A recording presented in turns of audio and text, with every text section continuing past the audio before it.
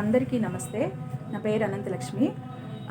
ఈరోజు నా బర్త్డే సందర్భంగా భగవద్గీత బుక్స్ అనేవి నేను గిఫ్ట్గా ఇస్తున్నానన్నమాట.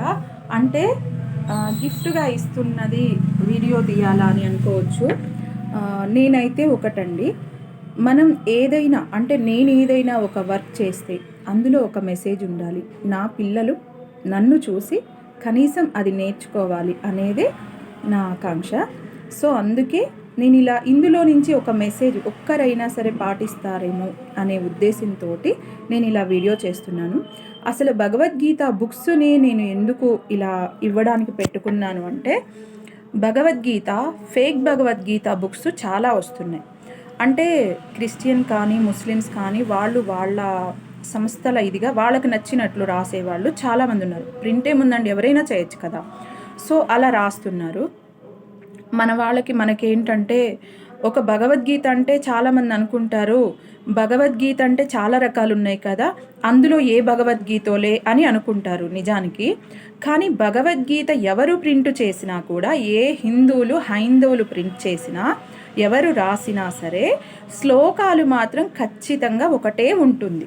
ఒక తాత్పర్యం మాత్రమే మారిపోతుంది. తాత్పర్యం ఎవరి ఇష్టం వచ్చినట్టు వాళ్ళు రాస్తారు. అంటే వాళ్ళకి ఏది తోచిందో అది రాస్తారు.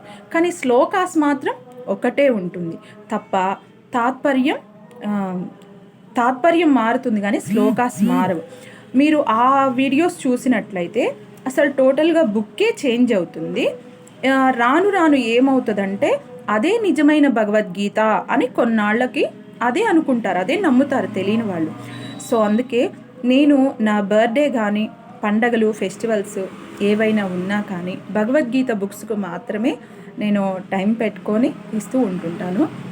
నా రిక్వెస్ట్ ఏంటంటే, పెళ్ళైనా పుట్టినరోజైనా యానివర్సరీస్ అయినా సెలబ్రేషన్స్ ఏదైనా సరే, 1 కానీ 2 కానీ 10 కానీ మీకు ఎంత తోస్తే అంత భగవద్గీత బుక్స్ ఇంటింటికి ఇవ్వండి.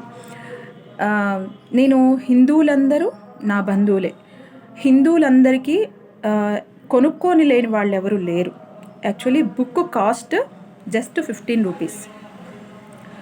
మన ఇంట్లో వాళ్ళు ఒక్కొక్కసారి ఏదైనా పని మర్చిపోతే మనం గుర్తు చేస్తాం కదా, అలాగే హిందువులందరూ నా బంధువులే కాబట్టి మర్చిపోయారేమో అనే ఉద్దేశంతో వాళ్ళ ఇంట్లో ఉండకపోయినా నేను ఒక అమ్మగా కావచ్చు, అక్కగా కావచ్చు, చెల్లిగా కావచ్చు ఇస్తున్నాను. అంతే. Bless me all.